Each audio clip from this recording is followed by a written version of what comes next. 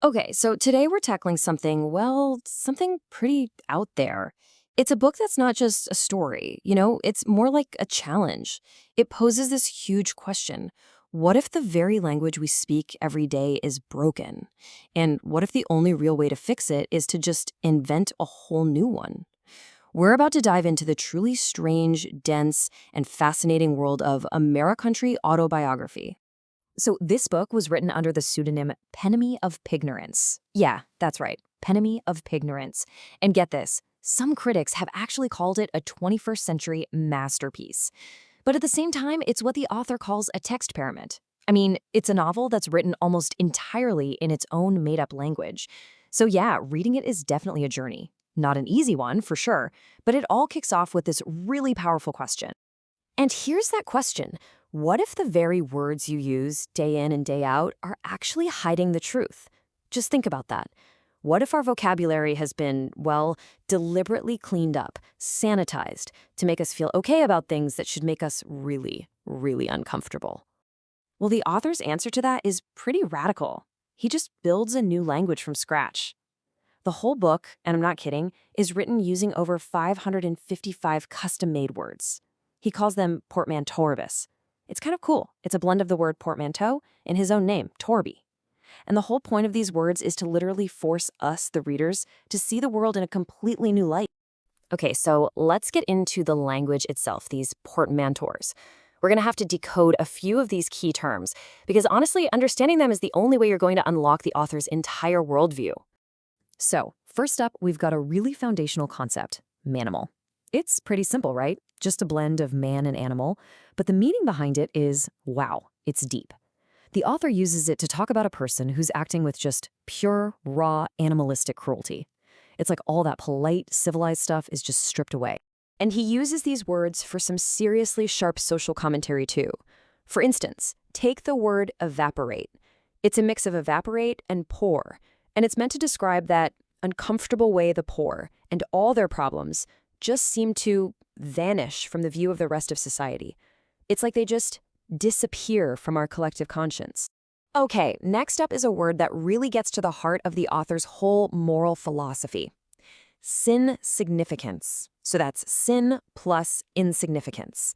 And what it means is it's the huge, grave mistake of wasting incredible talent and big opportunities on stuff that just doesn't matter, instead of, trying to fix the world's real problems. So you see what's happening here, right? The really crucial thing to get is that these are not just clever puns. They're not just wordplay.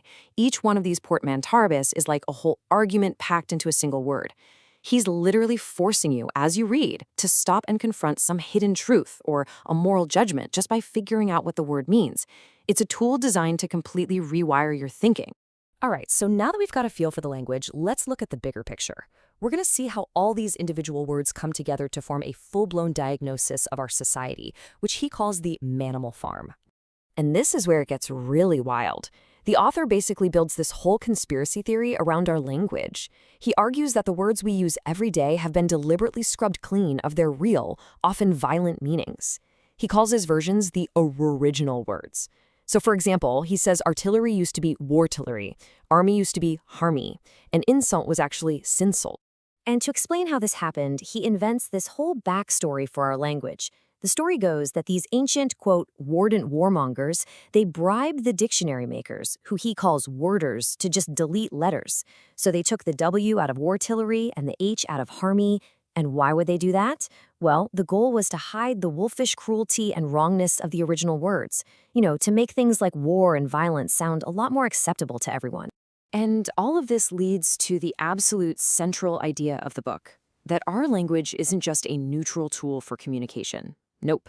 He believes it has been shaped and manipulated by people in power specifically to hide ugly truths. We've been handed all these soft, clean words to mask violence and cruelty, and for the most part, we've just accepted them without even thinking about it. But, this book isn't all doom and gloom. It's not just a critique. After diagnosing this deep, deep sickness in our language and our society, the author actually offers up a prescription. He gives us his dream of what he calls a merry country. And that whole vision is right there in the title of the book, Amerrycountry. If you break it down, it's literally a merry country. And that's his utopia. He imagines this orderly, borderless, joyful, universal state for every single person.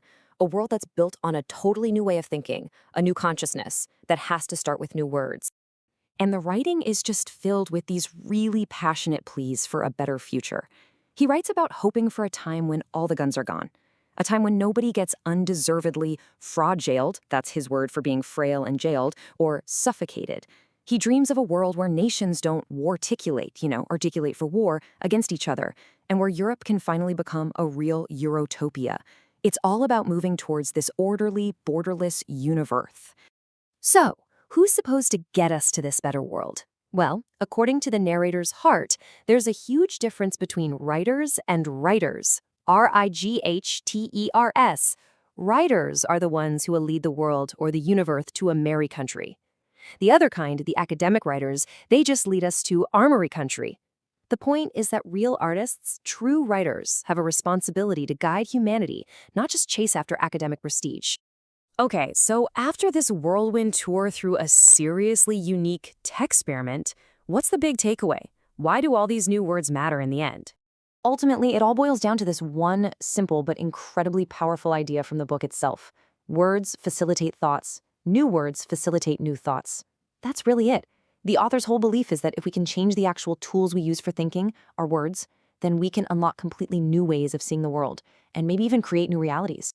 I mean, it is a pretty radical idea, right? And it leaves us with this really provocative thought to chew on. This book makes you wonder, if our language really does shape our world, and let's be honest, our world is pretty flawed, then what's actually stopping us from trying to change it, one word at a time? So I'll leave you with this. If you could create just one new word to change the world, what would it be?